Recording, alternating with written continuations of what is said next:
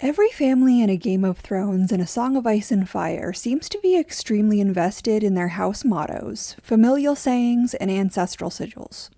However, there is one particular saying that is exceptionally popular with House Targaryen that is of notable importance, and that is their constantly reiterated belief that they are the blood of the dragon. Obviously, plenty of families in Westeros and characters in the world of Ice and Fire are prone to these kinds of metaphors, but what makes the whole concept of the blood of the dragon exceptionally interesting is that there is actually a considerable amount of contextual evidence supporting the idea that this isn't a metaphorical statement, but a literal one. Dragons themselves are unsurprisingly some of the most interesting creatures in Planetos. And the doom of Valyria and all of the knowledge that was lost as a result of it only serves to make the backstory of this species even more mysterious. But if Septon Barth's theories about dragons being some magically fused combination of fireworms and wyverns are true, then the Valyrians, specifically the Dragonlords of Valyria, likely had an astounding amount of magical skill. If they had the ability to combine two great beasts into the most dangerous species in the history of Planetos, then magically incorporating some of that dragon DNA into their own would presumably be well within their capabilities too. However, even if Septon Barth was incorrect and the dragons are a naturally occurring species in their own right, it still seems incredibly likely that Valyrian blood mages had the power to somehow fuse human blood with dragon blood. If they had harnessed so much magical power that it caused a catastrophic event that destroyed their entire civilization, then they had enough magical power to experiment on some kind of human-beast hybrids. And in fact, there are an abundance of rumors regarding human-animal hybrids in the world of Planetos, and rumors about human hybrid experimentation among the Valyrians in particular. From the Ibonese of the far north to the brindled men of Sithorios, there are many speculations that seem to have at least some basis in fact regarding humanoid beings that don't quite seem to fit the description of humans themselves. Add in the rumors of the Valyrians attempting to breed slave women with beasts and gagossos, and it's not hard to imagine that particularly powerful magic users in Valyria may have figured out a way to successfully blend humans with animals, and then use that power in an attempt to make their own families even stronger and more powerful. Although, to be fair, rumors of human-animal hybrids are not necessarily true. The world of Planetos is rife with myth, not to mention racist, and for instance, as we can see when it comes to the rumors regarding the Crannog men in the neck versus the reality, oftentimes what people believe to be true, or whatever myths they've heard, have very little basis in fact. However, there seems to be quite a lot of supporting clues indicating that there is something inhuman about the Targaryens, the Dragonlords, and the Valyrians as a whole. Physical appearance is a massively important aspect of the world of Ice and Fire, and the way the characters actually look has been the catalyst for many of the biggest plot points in the entire series. So it seems like the unnatural appearance of the Valyrians must have some significant meaning behind it. Yes, there are other characters with unusual characteristics like violet eyes and silvery hair, but from a fundamental world-building perspective, it seems very likely that Daenerys and Viserys Targaryen were two of the first characters to be developed for Song of Ice and Fire. So, the fact that House Targaryen was imbued with physical traits that don't really occur in humans naturally seems quite significant, especially when that contrasts to all of the other major characters who look like normal people. To be fair, there are plenty of descendants of Valyrians still living in Planetos, and they largely seem to be normal people too. So it's entirely possible that George R.R. Martin simply wanted to include very obvious cues indicating that the Targaryens were meant to be super special fantasy characters in this fantasy world. However, there are more context clues that indicate something is not quite human about the Targaryens. Clearly, the most obvious and memorable signal that the Targaryens might quite literally have the blood of the dragon is Rhaego, Daenerys Targaryen's stillborn son. The description of him is unsettling to say the least. He was scaled like a lizard, blind, with the stub of a tail and small leather wings like the wings of a bat. Rhaego pretty conspicuously sounds like some half-dragon, half-human monstrosity. And interestingly, he's supposedly not the only one. Again, it's impossible to distinguish rumor from fact, but there are rumors of monstrous, dragon-like Targaryen stillbirths going all the way back to Maegor the Cruel. And it seems exceptionally improbable that these rumors are completely false when these strange, inhuman-sounding Targaryen babies were born centuries and continents apart. Clearly, the fact that the Targaryens are outrageously inbred could explain malformed babies. And it's possible that the people who saw these stillborn Targaryen children associated their deformities with dragons in some way. But again, Rhaego's very existence seems to support the idea that the Targaryens have some literal dragon traits floating around in their DNA. And if the Targaryens magically altered the foundation of their genes and inbred with each other repeatedly throughout generations, then it would essentially be expected that some babies would be born with a bit too much dragon in their blood. But what actually makes the notion of Targaryens having literal blood of the dragon flowing through their veins is how the Dragonlords of Essos compare to the Wargs of Westeros. House Targaryen and House Stark are clearly designed as foils to one another in a variety of ways. And although on the surface it seems like there are significant similarities between dragon riders and wargs, the differences between them actually seem far more important. The Starks are undoubtedly the strongest wargs within the contemporary storyline, but it is interesting that this ability isn't exclusive to them. There are tons of rumors of other noble houses being skin changers of some kind. And there are other skin-changing characters within the story itself who aren't even highborn. So yes, the Starks are unusually powerful, but there are others who exhibit the same traits and abilities. That seems to stand in clear contrast to the Targaryens and the Valyrian Dragonlords. Their powers don't just seem to be almost entirely restricted to the nobility, but they seem to be restricted to the individual families themselves, which is odd. The Valyrians were quite notorious for marrying within their own families, and that could just be a coincidental aspect of their cultural beliefs and societal system. Or there could be some deeper significance behind it. Because if these characteristics and the connection that they have to the dragons was some sort of natural fluke mutation, then presumably the Dragonlord families could at least intermarry within each other. Yes, that would require them to rely on each other, potentially in a way that they didn't want to. But it seems like the loss of total familial autonomy would be a worthwhile price to pay when the consequences of generations of inbreeding seem so high.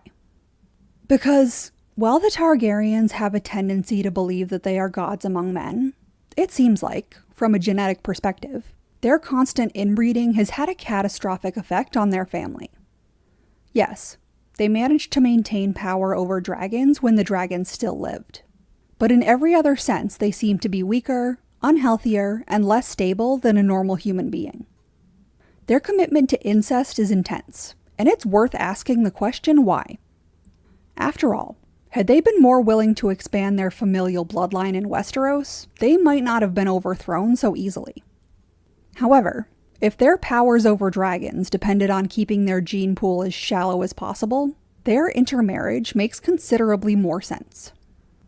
Once again, this provides a very interesting contrast with the Starks and with wargs in general. Because although the Targaryens didn't really intermarry with non-Valyrian families enough to say for sure, it definitely seems like Dragonlord power evaporates from a bloodline pretty quickly once they start procreating with non-Valyrians. It seems like once a family is a few generations removed from their Targaryen ancestor, most traits that are distinctly Targaryen have completely disappeared. For example, the Martells and the Baratheons both have Targaryen ancestors, but you couldn't tell by looking at them. The Martells still look like Martells have for generations before, and the Baratheon genes remain so strong that the entire catalyst for one of the biggest storylines in A Song of Ice and Fire is based around a supposed Baratheon not looking enough like a Baratheon. While many Targaryen phenotypical traits do seem to be stereotypically recessive, it's fascinating that so many families in Westeros have a very consistent appearance through dozens of generations, while any Targaryenness that is introduced into their gene pool seems to vanish pretty quickly. It's also not hard to see how radically different this is to the Starks and their warging abilities. They are so far removed from the previous generation of wargs that it has been completely forgotten that this ability even exists within their family. And they have likely intermarried with other families so many times that the current generation of Starks is completely genetically distinct from the last generation of Stark wargs. And yet, their skin-changing abilities remain. Another interesting way in which wargs seem to be a narrative foil to dragon riders is that while all skin changers within the world of Ice and Fire have an animal that they prefer to change into, they can skin change into almost any animal that they want. So the fact that the Dragonlords seem to exclusively have power over this one creature, rather than having an ability that translates to other animals, is possibly telling. And then, there is the Targaryen madness. While I think that the mental instability of House Targaryen is likely driven more by nurture than nature, i.e., if you raise someone to believe that they are a god among men and are entitled to whatever they want, then they're likely to act out in many batshit crazy manners. It's undeniable that there is a kernel of genuine madness to the Targaryen family, and that madness takes on a fascinating form. Again, the Targaryens are far from the only family in the Seven Kingdoms who are oddly fixated on their sigil. But the fact that their famed madness seems to specifically center around dragons feels like a significant and strange distinction. Because yes, the Targaryens do have a tendency towards mental instability, but a great deal of their so-called madness seems to be specifically geared towards obsessions with fire, resurrection or creation of dragons, and belief that they themselves are capable of transforming into dragons. Even Daenerys seems to have been affected by whatever this inherent dragon fire urge is. It's easy to overlook because Dany's attempt to bring dragons back into the world actually worked. However, what she does in service of hatching Drogon, Viserion, and Rhaegal is completely nuts, and something that has resulted in the deaths of quite a few Targaryens who came before her. That also adds a really interesting facet to Targaryen madness, though. Because while the so-called crazy Targaryens who died in their attempts to create, resurrect, or straight up become dragons are viewed as insane, Dany's success in achieving what so many Targaryens failed to do begs the question of whether or not those prior failures were actually mad in the first place. Because yes, drinking wildfire in the hopes that you'll become a dragon is absurd. However, other Targaryens have come extremely close to doing exactly what Daenerys did, but fell short and wound up creating a massive catastrophe. The tragedy at Summerhall specifically is a nearly identical match to Dany's successful dragon hatching, which in itself presents a great deal of interesting questions. For those who are unaware, the tragedy at Summerhall was a great fire that killed King Aegon V, his son Prince Duncan, and many more. Aegon was attempting to bring dragons back into the world and failed, resulting in one of the most shocking catastrophic events in Targaryen history. However, there is a throwaway line in a conversation between Ser Barristan and Daenerys where he implies that a woods witch who sounds a great deal like the ghost of Highheart was killed at Summerhall as well. As book readers are aware, despite a name that would suggest otherwise, the ghost of Highheart is very much alive. But what makes that so incredibly fascinating and relevant is that her assumed presence and death makes the fire at Summerhall a nearly identical copy of Daenerys' funeral pyre that hatched her dragons. Dany's great fire included the burning of a king, Khal Drogo, a prince, Rhaego, and a magical woman, Mirri Maz Duur. So if Ser Barristan had been correct in his assumption, then the tragedy at Summerhall would have been a great fire where a king, Aegon, a prince, Duncan, and a magical woman, the ghost of Highheart, had burned as well. This, of course, begs many questions. Game of Thrones portrayed Daenerys Targaryen as a character who is entirely immune to fire, but George R.R. Martin has gone out of his way to clarify that this is not true for Dany in the books, and that her ability to go into Drogo's funeral pyre and emerge unharmed was a specific and unique magical event. With that in mind, it seems obvious that Aegon V was operating under the assumption that he was going to do what Dany ultimately did, and he might have actually been correct had he successfully killed the Woods Witch. That also seems to pretty clearly imply that Dany didn't necessarily resurrect dragons because of some exceptional Targaryen abilities or even because it was destiny. but rather because she simply got the recipe right when the Targaryens before her had not. That's an interesting enough implication on its own, but what makes it even more intriguing is the fact that she actually managed to do it correctly. Targaryens are known for being haunted by dragon dreams. And although it's possible that these dreams are being sent to them by an outside influence, it seems like they have some kind of primordial urge to connect to or even create dragons. But what makes Dany's success here so particularly interesting is that she knows almost nothing about dragons, and she doesn't even know anything about Targaryen history. Ergo, successfully executing a ritual to bring dragons back to life is one hell of an impressive guess. Or, it is simply not a guess. If the ancestral Targaryens actually use magic to somehow fuse the essence of dragons to their own family bloodline, then the instinctive urge to create dragons, as well as the instinctive understanding of how to do it, would make considerably more sense. Dany wouldn't need an instruction manual on how to hatch dragon eggs, because that knowledge was essentially grafted onto her DNA to begin with. There are quite a few plausible theories that the dragon dreams that Dany and other Targaryens have been haunted by are actually being implanted into their minds from an outside source. And, while this is a reasonable assumption to make, given that characters like Bloodraven and Quaithe are consistently magically messing with people's minds, it's still more than a bit questionable. Because, if someone out there actually knows how to resurrect dragons and wants them to be resurrected, then why would they wait for someone like Aegon V or Daenerys to do it for them? Why not just do it themselves? There is also another interesting tidbit of information in the world of George R.R. Martin that makes the notion of House Targaryen's magical DNA alteration seem more likely than not. And that actually comes in the form of lore for another book series that he's involved in called Wildcards. Wildcards is a collaborative book series by a variety of different authors that is edited by George R.R. Martin. In this story, there is an alien species called the Takesians that are genetically indistinguishable from humans.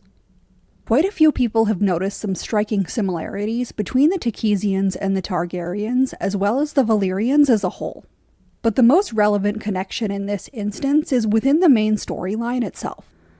The Takesians are ruling aristocrats that are divided up into families and great houses that are constantly in conflict with one another, and who came into their dominant position because they have psychic superpowers. They engage in selective breeding in order to create better and more powerful iterations of their bloodlines. But one house in particular essentially changes the game by creating a virus known as the wildcard virus. This virus completely alters a human's DNA, often so radically that it typically kills them. But in some cases, the virus just mutates and mutilates them in a horrific way. And in the most unusual instances, they literally gain superpowers from it. Clearly, this could just be a coincidence, and it is entirely possible that the Targaryens and Takesians have no link whatsoever. But that would be another very strange coincidence in a long line of coincidences that seem to hint at House Targaryen potentially being unnaturally genetically modified humans who gain supernatural abilities through bizarre experimentation. Of course, it's entirely possible that the Targaryens are just a bunch of weirdos who lucked into the most dominant magical power in the known worlds, and that their obsession with their so-called blood of the dragon is simply another family legend designed to make them all feel even more super special and unique. It's not outrageously difficult to believe that they are simply strange-looking people who have gotten far too high on the idea that they're demigods among men and dragons in human form. However, given the amount of contextual support there is to indicate that there is something not quite right about the Targaryens and the Dragonlords of Old Valyria, it's very hard to believe that that's just a fluke. A great deal of their unique traits and eccentricities can seemingly be explained if they truly did magically bind their family bloodline with some sort of dragon essence. And even traditions as bizarre as marrying their own siblings make far more sense if that's a necessary requirement in order to maintain whatever magic that was used to connect them to dragons in the first place. But what do you think? Are the Targaryens literally the blood of the dragon? Or are they just overselling their own power and connection to the dragon species?